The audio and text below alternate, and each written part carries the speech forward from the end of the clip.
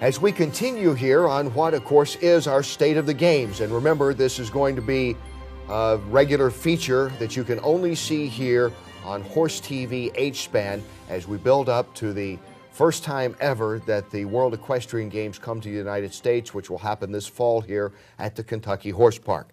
Moving along now, Lexington is the city that is the host city for these games.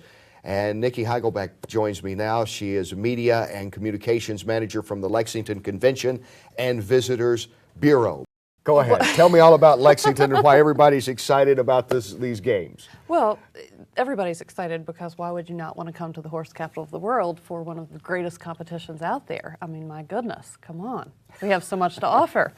So, Lexington itself attracts people who are interested in horses 365 days a year since people have been in Lexington. So we are a very horsey city, and we are so proud to be the first North American host of these World Equestrian Games. And there's just so much to see and do around town that we hope folks will stick around a day or two before, or come a day or two before early, or stick around a day or two after and see all that there really is to do in central Kentucky and perhaps even the state.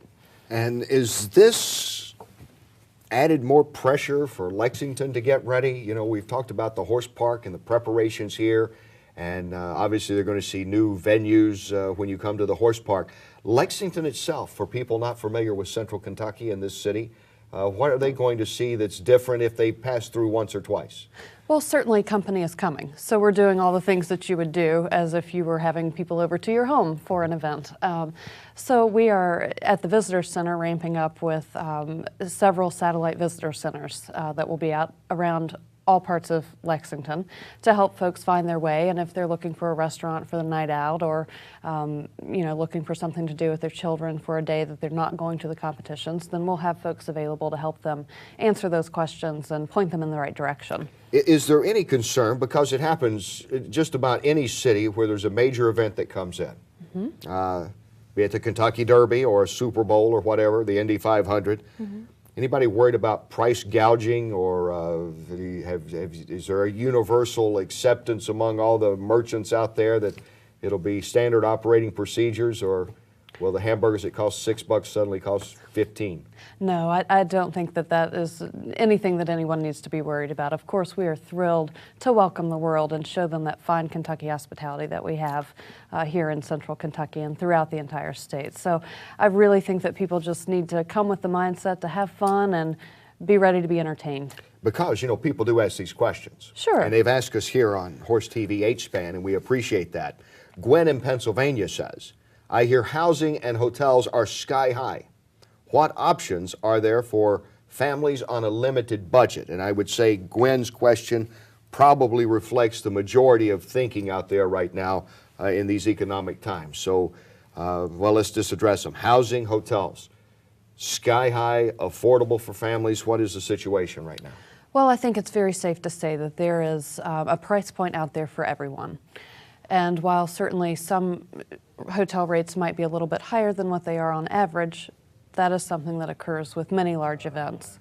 And so it's, I don't think there's a reason to be concerned, because truly there are options out there for everyone. There are camping options available. There are places that might not be right in Lexington, where you might have a little bit higher rate, of course, closer to the venues. So really, I think it just is a matter of getting out there and getting on to the Games website and looking at the Housing Bureau and finding the best option for the particular individual. Does Lexington work? Because if people are not familiar with this city or central Kentucky, there are, 4 smaller towns around, almost like satellites, if you will. Sure.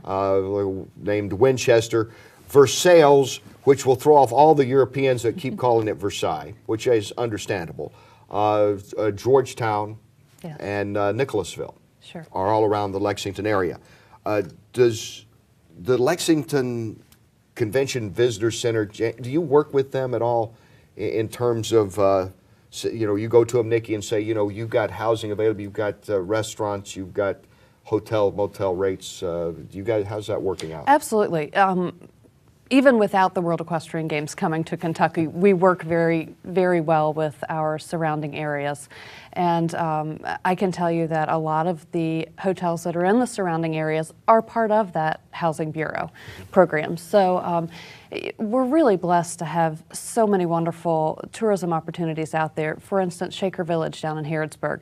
We promote that all day, every day, throughout the year, without the games coming or not. It's one of our cultural attractions. It's a treasure in Kentucky, and you know, it's something to see when you come to Central Kentucky. It's nothing to drive an extra 20 minutes to go out and see that. So we do hope that folks come into downtown Lexington and also out into the region as well. And this sets up this question. David in Arizona, who wants to know, he'd like to bring his kids to the park for a day or two, but they aren't necessarily, in his words, horsey. So, you know, they're just kind of fans and casual fans. What else can we do in Lexington that the kids would enjoy? So you're bringing your kids to town. Mom and Dad's got, let's say, age range 9 to 16 or so out there. What else do they do if they're not interested in the aforementioned Shaker Village, for example? There are just so many opportunities, and I think that once they get onto the grounds of the horse park and see all the different opportunities there are for children out there, they might just change their mind and become true horse lovers. Yeah. I've seen it happen many times. But for those who want to get out and explore the area a little bit, Mammoth Cave is the largest cave system in the world, and it is just about 2 hours away from Lexington. So certainly if you're coming in from Arizona or perhaps from overseas, that would be an excellent opportunity, something to show your children.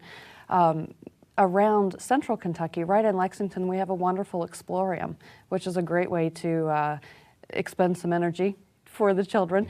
There's going to be a great venue downtown called Spotlight Lexington, which will include all sorts of children's activities and live music and a very festival-like atmosphere downtown. So no doubt there will be plenty of things, family-oriented activities for people to do. Niki, is there more pressure on this than some of the other events that have come to town, other conventions that have come to Lexington, because this is such obviously a world stage coming to a relatively nice size? I always consider it, and I mean that in an endearing way, a big town more than a medium-sized city, Lexington. I think that's one of the charming things about Lexington, is that we are very accessible and very easy, but we have all those cosmopolitan amenities of a larger town. So yes, as I said earlier, companies coming, and we are doing what we can to make sure that each and every visitor experience out there is a very positive one. And it's just an absolutely wonderful opportunity to showcase Lexington, Central Kentucky, and the United States for folks all around the world. Yeah, and I'll say this, because I know Jamie's worked with there's some great state parks in Kentucky. Oh, unparalleled. You go to the eastern part of the state, awesome. The Appalachian Mountain area, and all around, so there's some things there people want to come. Absolutely. We have one of the finest state park systems out there, and certainly I would recommend getting out and checking some of those out while you're here. And I have a feeling there's some people out there that are, you know, Dirk Nowitzki fans, or anybody that's playing in the NBA that has come from Europe that will probably heard about Kentucky basketball. Oh, sure. They might have heard something about that and want to see a little bit of the area. Right. We hope so, and we just can't wait to welcome those people with open arms and show them what fine hospitality we have here. Niki, thank you so much, and we'll be in touch to see how everything else is coming together and any new attractions or whatever in Lexington. Absolutely. Thank you so much. Thank you.